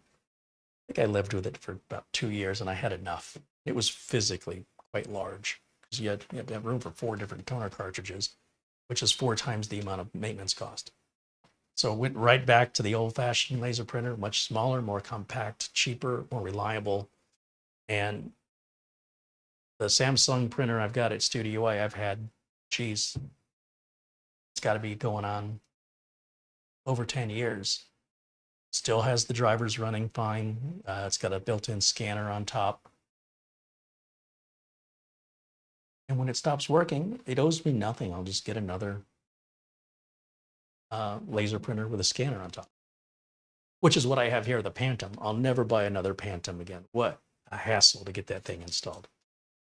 It was really bad Chinglish, just a really bad translation. So they had different names for things like a LAN cable. They had a different name for it. They called it something else entirely. It's like, what is that? Yeah, instructions were bad. Here, the fan ramping up. What's it doing over there? Downloading updates in the background or something. Something's causing the fan to crank up here. Oh, now it's quieting down.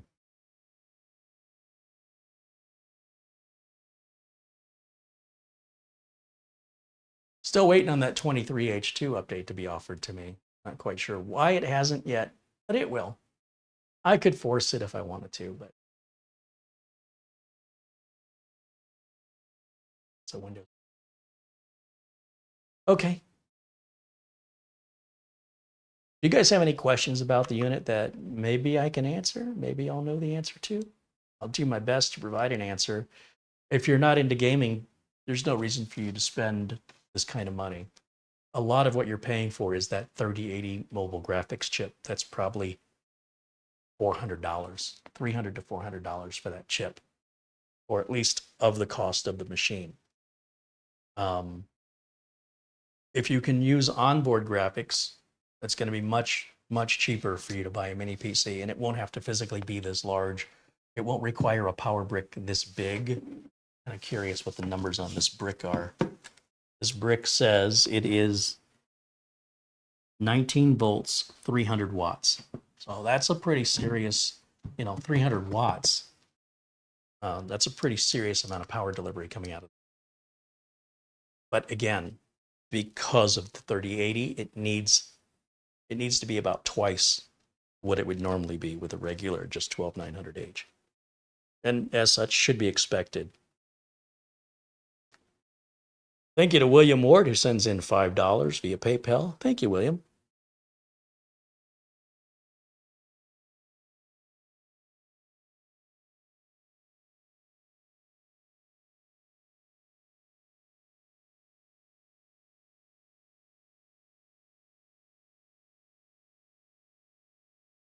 Okay, any other questions, concerns that I can answer for you? If you're having issues like Mark Gaines was mentioning the issue with his printer, we'll do our best to try and help you out, find you a solution. Myself and the community together make a pretty good team in helping most people find solutions or point them to the direction of where the solution may lie on the web. So don't be shy if you're struggling with something. Give it a shot. We have a whole community here eager to help one another.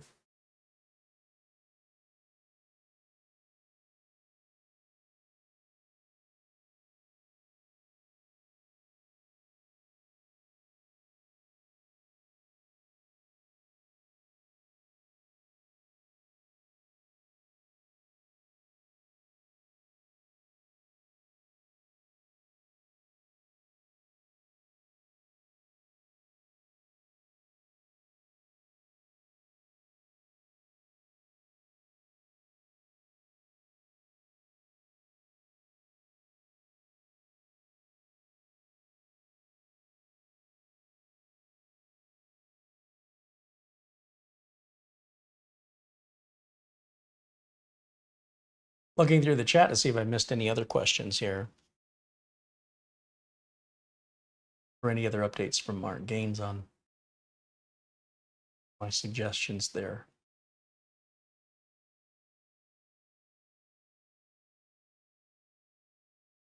Is Oystein in the chat? I don't see Oystein. Well, Oystein, if you're watching, just thinking about you.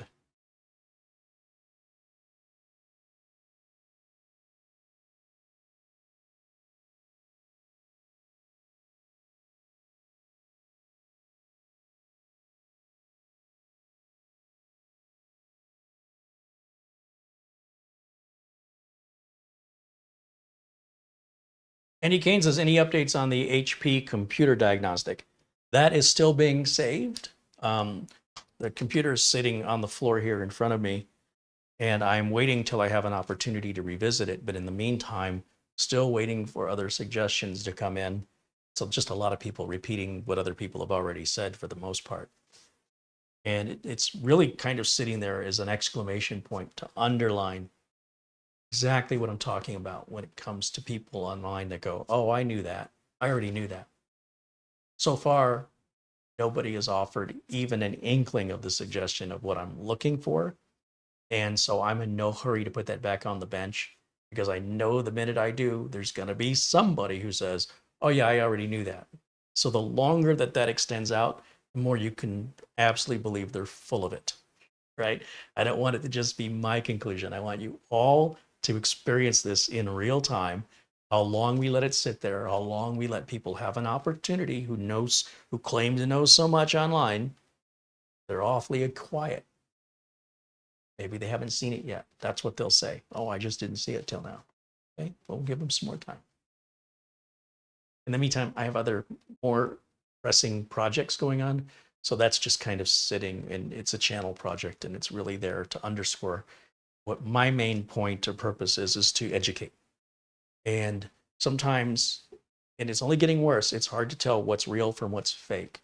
And when you go online and somebody claims they have an answer for something, there's a lot of BSers out there. There's a lot of people who are pranksters, and it can be very difficult to tell those who are sincere and genuine from those who are fake and those who are troublemakers. So I'm trying to prove a point. We're not trying to rush through a repair or a diagnostic. That's what I always do.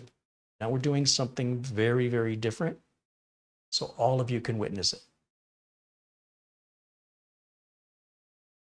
Matt says it's hard to trust anyone nowadays. Unfortunately, when it comes to strangers, sometimes friends. But it's getting worse, and with AI, it will continue to get worse. So it's getting more and more important for you to develop the skills, if you don't already have them, on what to look for, what are the red flags, and what are indicators of this seems sketchy versus this seems genuine. Unfortunately, I can think of a lot of red flags for things that are sketchy. Can't really think of much in the way of what's genuine, other than getting referrals from other people who've worked with that person before, or that person has a documented history. Like I have a documented history. You can go online. You can see posts from me on news groups going back to the 90s, back when the internet was first really released publicly. I was very early in the internet back in the day. And, it's probably 26 years old, I want to say. And started, so let's think about this now. 30 years ago? Have I been online for 30 years? Not doing that math right. Certainly more than 20 years, but probably not much more, right? You're only in 2024, probably around 1996, 28 years, getting old. Plus, I've done a number of podcasts. You can look for my books on Amazon. You can look for articles I've written for magazines, computer magazines like Smart Computing, PC World, Tom's Hardware. I wrote a couple articles for them. So if you do that research, but a lot of people, they don't do the research, right? They just see an offer and click on it, they buy it. Then they have the bad experience. Then they look up, did anybody else have a bad experience? And then they say, I wish I would have looked this up. They do it backwards. But if it's a little amount of money, it's not a big deal. But if it's a lot of money, well, certainly you should do your research.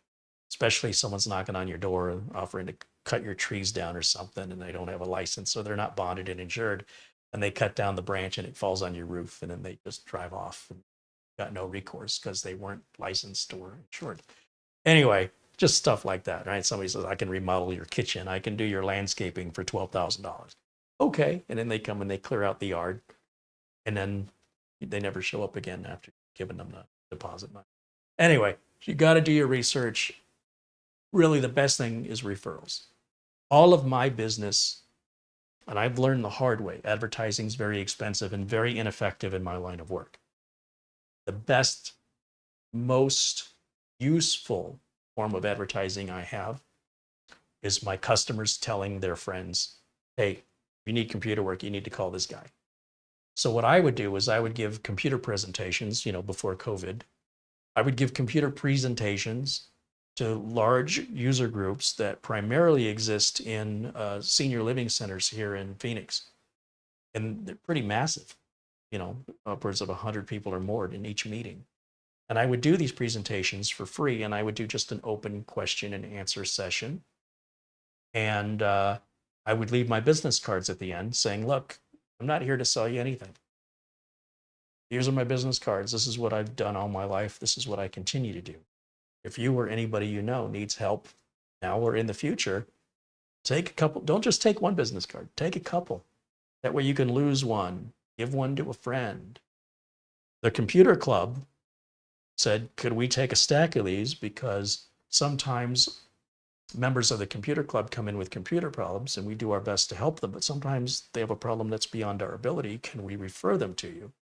Yes, please. So I got a lot of business. So even though I was doing the presentations for free, one, I enjoyed it. And two, it generated business indefinitely, right? Because even though there were people that needed service, maybe two people while I'm there, they're like, hey, I'm glad you're here. But usually people need service later on. And it's that later on when the phone rings and the person says, hi, I'm so-and-so. I saw you a few months ago when you were at the such and such senior center. And let me tell you about my computer problem. And I have generated more work that way. And then as far as my business clients go, what's great about businesses is they always work with other businesses. So once you get your foot in the door in one business, there's a very good chance that they're friends with the business owner of someone else they do business with, or they're friends with people in the same industrial center or business complex.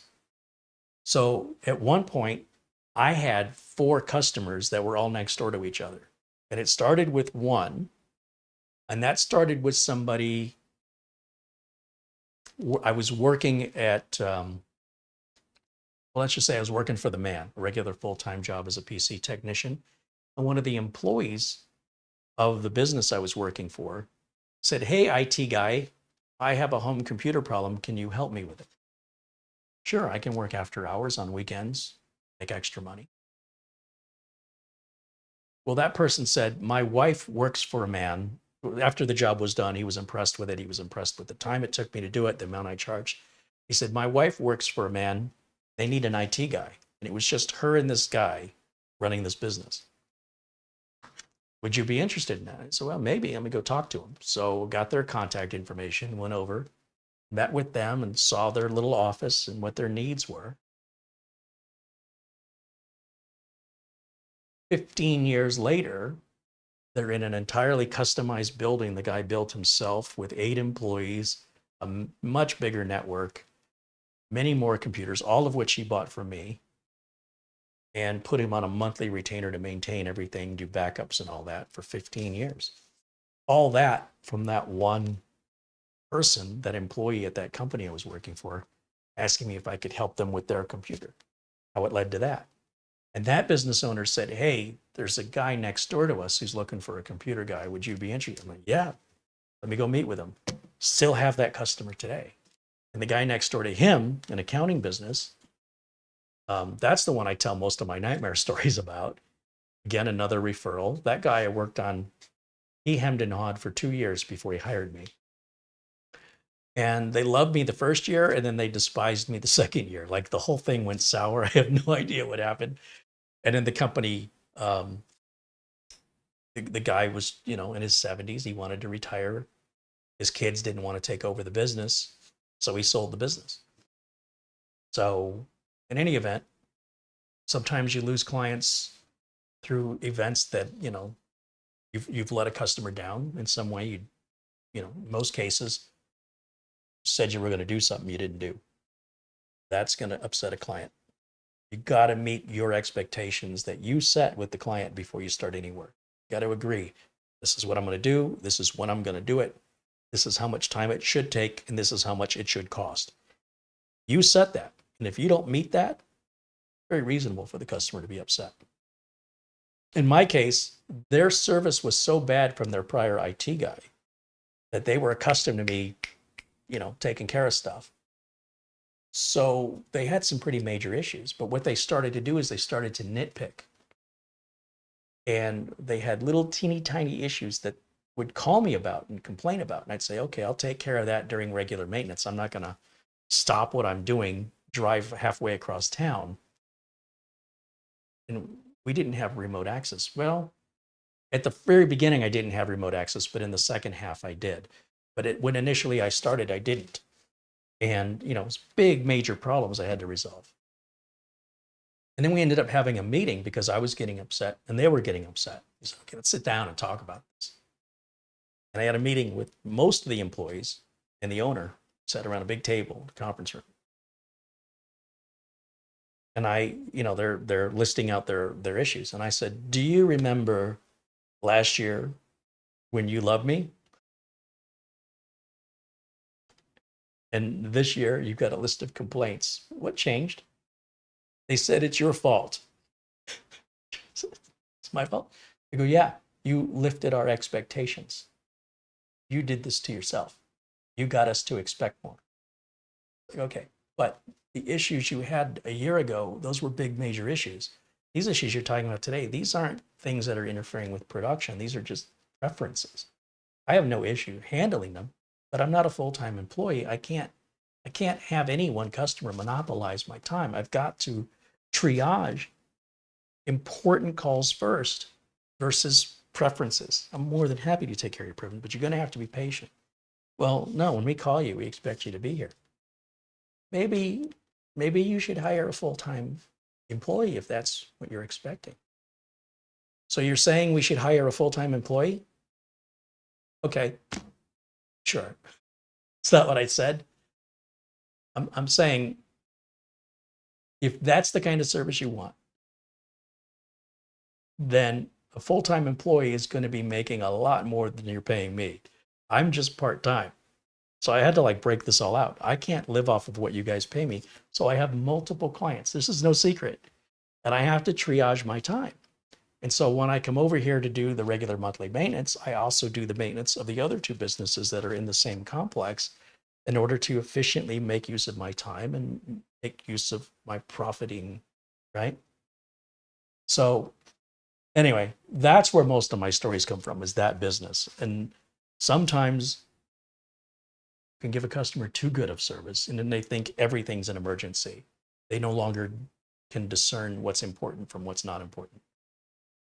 And that really broke my heart too, because I was expecting pats on the back, good job. And I got, slapped in the face and told, we're not happy. Mind blowing.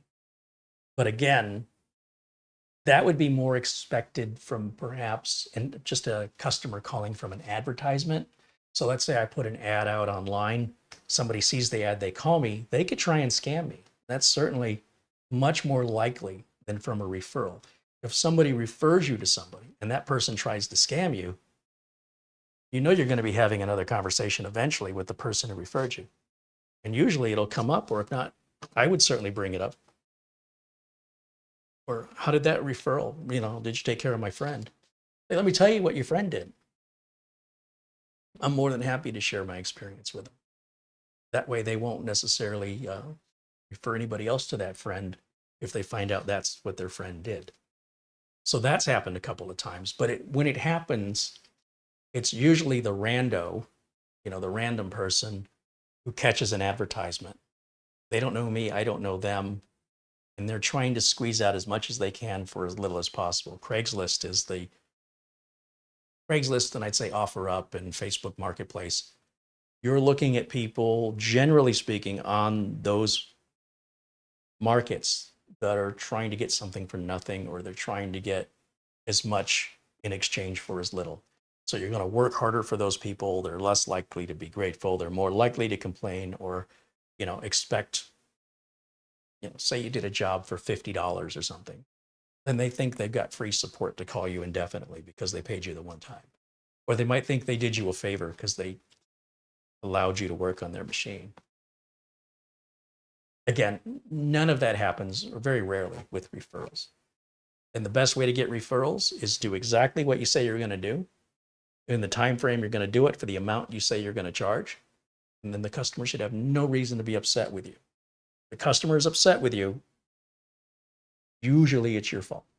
So, if you want to get into this line of work, and I think it's true of any business, any line of work, that's a tenet to be successful across, whether you're a chef or a mechanic. I think that's a truism that runs across the board of all businesses.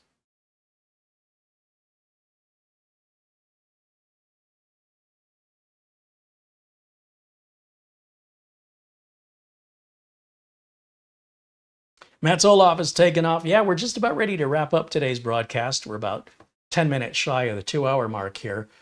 One more time, if you have any questions about the unit or any support questions that you're struggling with, this is the time to ask now. One-on-one support is available for members or for fee if you're not a member. If you want free support, you've got to do that here in the live chat where you have the benefit of the community to help you, and the community benefits from learning about the problem and solution. That's why it's free during the live videos. Again, members can reach out for no charge for personal support, one-on-one, and non-members, personal support's available for a fee.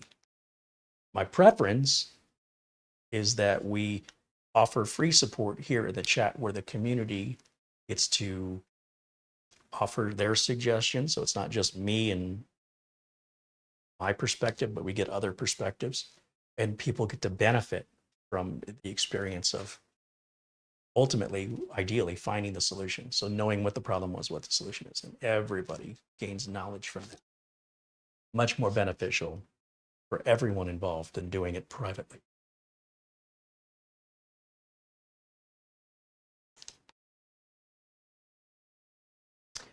Gregory Affen says, building a new system, only a few things left to purchase and ready to build. Exciting times. Have to send us pictures. Rob Dvorak says, Carey, did you experience any additional software loaded on the AceMagician computers? I want to say that I think the S1, you'd have to go back and look at the reviews. But if there's any reviews I do where when the first time I power the mini PC up, it boots right into Windows without me going through the setup, I'm always very concerned about that because I don't know what username they selected or what telemetry settings they set in Windows. So generally I want to wipe it and reinstall it the way I want it. So there were a couple of them where they booted right into Windows. And they weren't just AceMagic. There was another manufacturer too that did that as well. So with this machine here, I configured it off camera. So it did not boot right into Windows the way you guys saw it when it was new. You went through the out-of-box experience where you pick your username and your network and what telemetry settings you want with location and other services. The whole routine I go through. So there were a couple machines, and I want to say the S1, if I'm not mistaken, you'd have to go back and look at the reviews. The reviews are all unscripted, live, and unrehearsed. They are what they are. And if the machine boots right into Windows without going through the out-of-box experience, I will typically mention that and say that's concerning.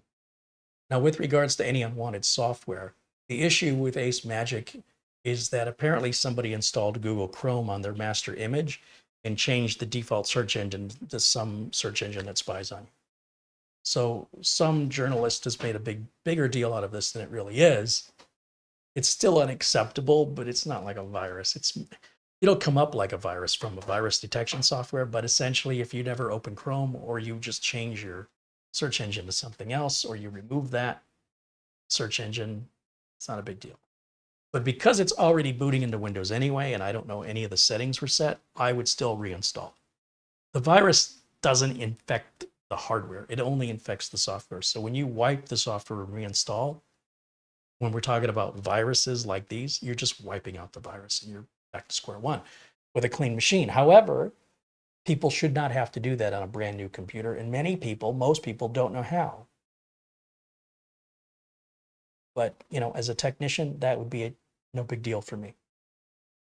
Whether it had a virus or not, the fact that it booted straight into Windows without me going through the out-of-box experience, universally, that's a wipe and reinstall for me because of what I don't know.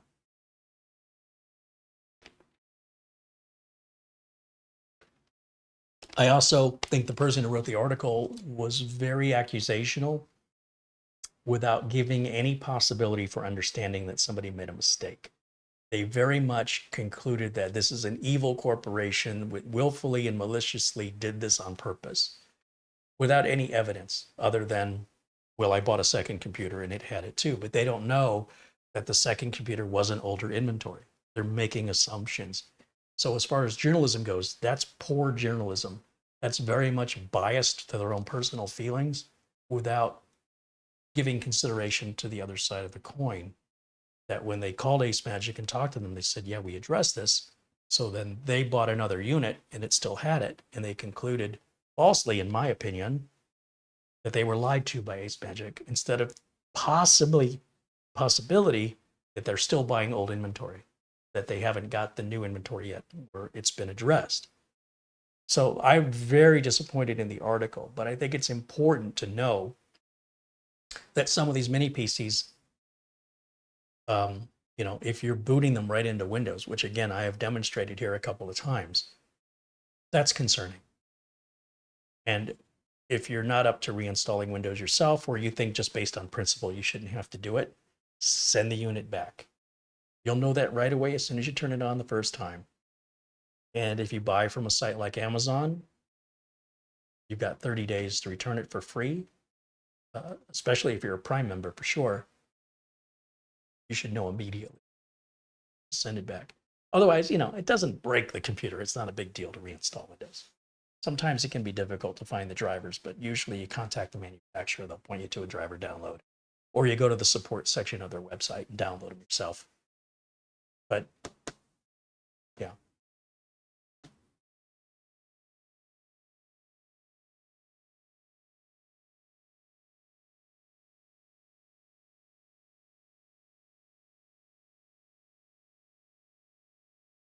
Ben Laird wants to know if it's worth building a PC when you can buy a plug-and-play gaming mini PC. It kind of depends on your preferences. It's like asking me if it's worth getting extra French fries with your meal. I mean, I don't know how hungry you are. I don't know what your taste preferences are. I don't know. There's no wrong answer to that. It's like, should I buy an SUV or should I buy a sports car? I don't know what your budget is, what your expectations are. You know, in most cases, when you build your own computer, it's often cheaper to get everything you want. Right? So I'm not going to be buying it with RAM and storage. I'm going to be pulling out, which I will be pulling out the RAM and storage here.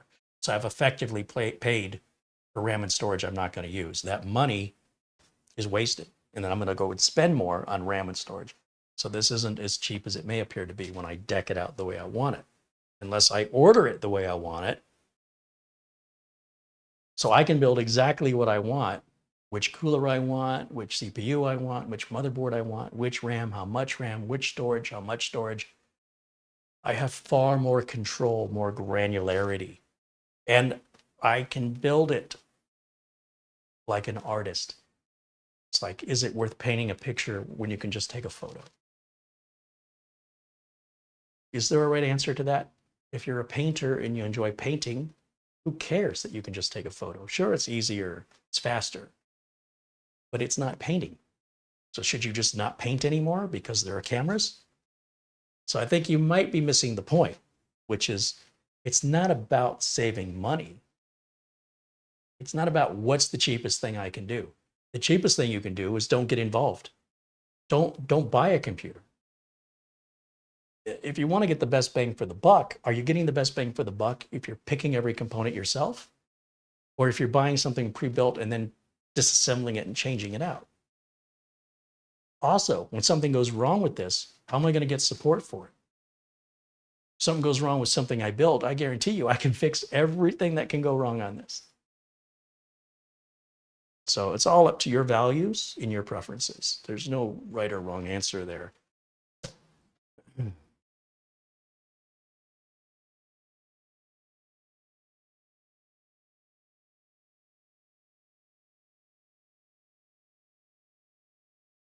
Okay, I think that's gonna wrap it up for us for today.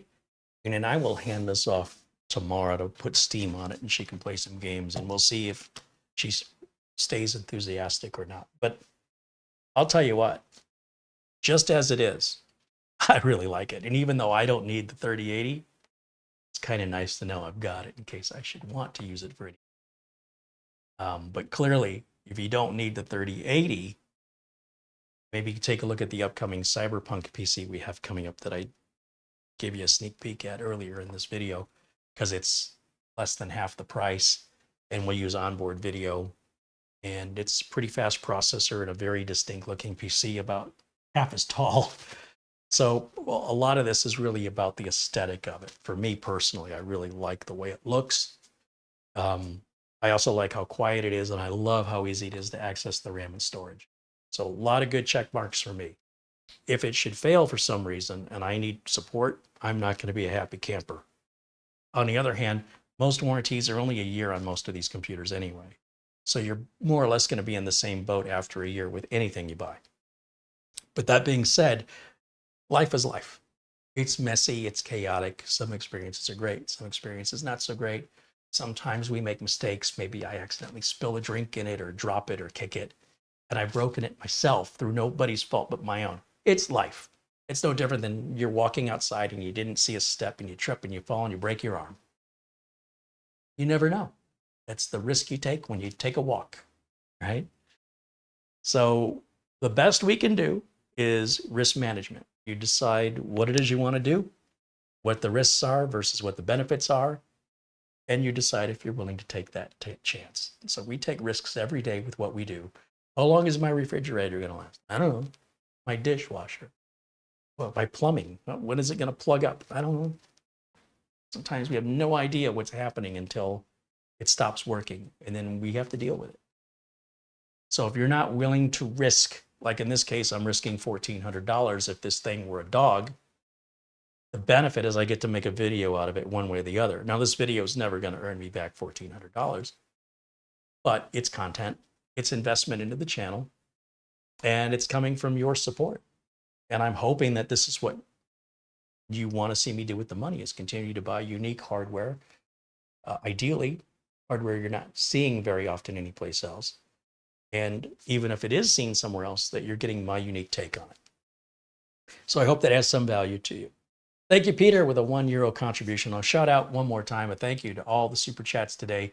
So working our way backwards from Peter, David Graham, Paul O'Brien, PSC Computers Missouri, Planet Cryos, Nick Caffrey, Ron Makura, Rick Lakes, Ben Laird, Planet Cryos again, Randolph Slavin, Peter Laycock, Garfield Rupe, and welcome in new members, Gregory Haffen and Terry, and that membership renewal from Douglas Burchell, now at 6 months. Thank you guys so much for continued support, your generosity. Kicking off 2024 with a bang, lots more reviews coming up. I've got a couple of mini Sporum machines to show you. I've got that Cyberpunk machine to show you. I've got the TerraMaster 4-bay NAS coming in, and another NAS review. I'll be handing that off to Mitch, our good friend Mitch Morrison, for long-term review. And he's an average user. He's not a computer technician. And I'm very, very interested, sincerely, in his perspective over the interface and the way to install it the way he wants it, compared to the one and only thing he's ever used, which is Synology. And I'd be very curious as to which one he thinks was easier, Obviously, when you're already familiar with something, the default is the one I'm familiar with is easier. But he might come back and say, you know what, it wasn't that difficult. You might even say it was easier. He might say, hey, it was more difficult, but it's way faster. It's worth it. Or it's at least an interesting experience. And then he'll either say, hey, I want to keep this thing because I love it. Or he's going to say, you can have this thing back. And then we'll just try it with a different model at some point. But put it into the hands of the user. That's the best benchmark. Let them spend time with it. And the idea is to find average, ordinary folks and get their feedback. Without their feedback, you know, if I'm handing out computers to people and I'm not hearing back from them, not very helpful for me. But in most cases, it's not a condition, you know, when we do giveaways, but it certainly is appreciated when people do follow up with us. All right. Well, thank you to Mara again for the thumbnail and all the video notes that are all put together with the links. Thanks to her for putting that together as usual. Thanks to all of you for joining me. I will see you all again very, very soon. Enjoy your weekend. We're back on Monday with a members only video every Monday at 1 o'clock for members only. That's 1 o'clock Phoenix time, which is 12 p.m. California or Pacific time, 3 p.m. New York or Eastern time. And then every Friday, we're back at 1 o'clock Phoenix time. And then throughout the week, Tuesday, Wednesday, Thursday, as time permits. And I've got a lot of catching up to do. So I didn't get many done this week, so I'm probably going to have to put it into second gear this coming week to get caught up. So hopefully have some content, if not every day this week, at least more than I did this last week anyway. I've got to get caught up. Thanks for watching. I'll see you all again very, very soon. Until next time, bye for now.